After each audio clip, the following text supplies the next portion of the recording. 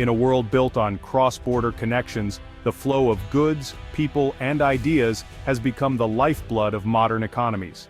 Every day, millions of dollars worth of products and resources move seamlessly across international boundaries, fueling industries and shaping the lives of ordinary citizens on both sides. Few projects capture this spirit of cooperation quite like the Gordie Howe International Bridge, a monumental structure linking Detroit, Michigan, and Windsor, Ontario. More than just concrete and steel, the bridge stands as a powerful symbol of the deep economic and cultural ties between the United States and Canada. This $4.8 billion bridge is designed to be a vital artery for U.S.-Canada trade, expected to handle thousands of trucks and travelers each day. But just as its completion nears, a new and unexpected threat has emerged, casting a shadow over its promise. Former President Donald Trump's proposal for a sweeping 35% tariff on Canadian goods has sent shockwaves through North America. The announcement has rattled markets, alarmed business leaders, and put the bridge's future role in question as both countries brace for potential economic fallout. This isn't just a local dispute, it's a test of global trade in an era of rising nationalism and protectionist policies. The world is watching closely, as the outcome could set a precedent for other international partnerships. If the U.S.-Canada partnership, one of the world's closest and most successful alliances, can be shaken so easily, what does that mean for global stability? Investors, workers, and policymakers everywhere are asking, could this be the start of a new era of trade wars?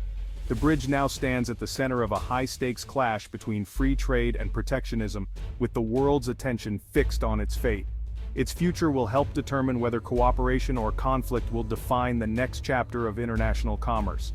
The stakes are enormous: millions of jobs, the prices of everyday goods, and the very foundation of North American cooperation hang in the balance. Families, businesses, and entire communities could feel the impact for years to come. As construction continues, uncertainty looms larger than ever. This is about more than economics. It's about the future of partnership itself, and whether bridges, both literal and figurative, can withstand the pressures of a changing world.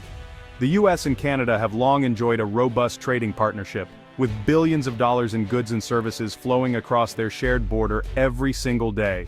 This economic relationship is one of the largest in the world, supporting millions of jobs and countless businesses on both sides. For decades, the two countries have relied on each other for everything from raw materials to finished products, creating a deeply interconnected supply chain that benefits both economies. This partnership was cemented by landmark agreements like NAFTA in the 1990s, which eliminated many trade barriers, and later the USMCA, which updated and modernized the rules for the 21st century. These deals were designed to foster cooperation, encourage investment, and ensure that trade remained as smooth and predictable as possible. But this relationship has weathered storms, most notably during the Trump administration, when tariffs on Canadian steel and aluminum sparked a tit-for-tat trade battle. The sudden imposition of tariffs sent shockwaves through industries that had grown accustomed to open borders, forcing companies to rethink their supply chains and pricing strategies almost overnight. Tariffs became a primary tool of U.S. trade policy, leaving Canadian businesses wary of sudden, politically motivated disruptions. Many small and medium-sized enterprises in particular struggled to absorb the extra costs, and some were forced to lay off workers or even shut down operations. Even after renegotiating NAFTA into USMCA, the scars of confrontation lingered. Trust between the two nations was shaken, and many business leaders remained cautious, unsure if another round of tariffs or trade disputes might erupt at any moment. The current 35% tariff threat is not an isolated event, but part of a recurring pattern that treats trade deficits as national losses and tariffs as the solution. This approach often overlooks the complexity of modern trade, where goods cross borders multiple times before reaching consumers. Past disputes have made long-term planning nearly impossible for businesses on both sides of the border. Companies hesitate to invest in new projects or expand operations when the rules of the game can change overnight due to political decisions. This climate of uncertainty now overshadows the future of North American commerce. Investors, workers, and entire communities are left wondering what the next chapter will bring as the threat of new trade barriers continues to loom. The shadow of past trade battles looms large, threatening to unravel decades of cooperation and shared prosperity. As both nations look ahead, the challenge will be to rebuild trust and find a path forward that ensures stability and growth for generations to come. In August 2025, Trump's call for a 35% tariff on all Canadian imports marks a dramatic escalation. Unlike previous disputes targeting specific sectors, this blanket tariff would disrupt nearly every industry tied to cross-border trade. The justification? Trade deficits and national security concerns, including the flow of fentanyl.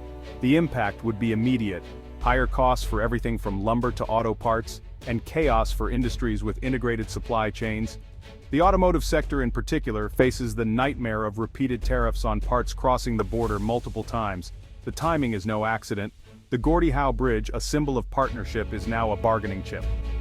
Canadian officials are under immense pressure as the bridge's economic logic is threatened before it even opens. What was meant to unite two nations now risks becoming a pawn in a high-stakes geopolitical game.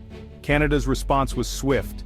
Within hours of the announcement, government officials convened emergency meetings in Ottawa, determined to show unity and resolve in the face of mounting pressure from the United States. Prime Minister Mark Carney took to the podium, vowing not to be intimidated by threats or economic pressure from abroad. He promised to defend Canadian industries and protect the livelihoods of workers across the country, emphasizing that Canada would not back down. Behind the scenes, Canadian officials are working overtime, strengthening diplomatic and economic ties with Europe and Asia. Their goal: to reduce reliance on the U.S. market and open new avenues for trade, ensuring Canada's economy remains resilient in the face of uncertainty. Meanwhile, in Michigan, alarm bells are ringing louder than ever. The state's leaders and business owners are watching developments with growing anxiety. Michigan's economy is deeply intertwined with Canadian trade.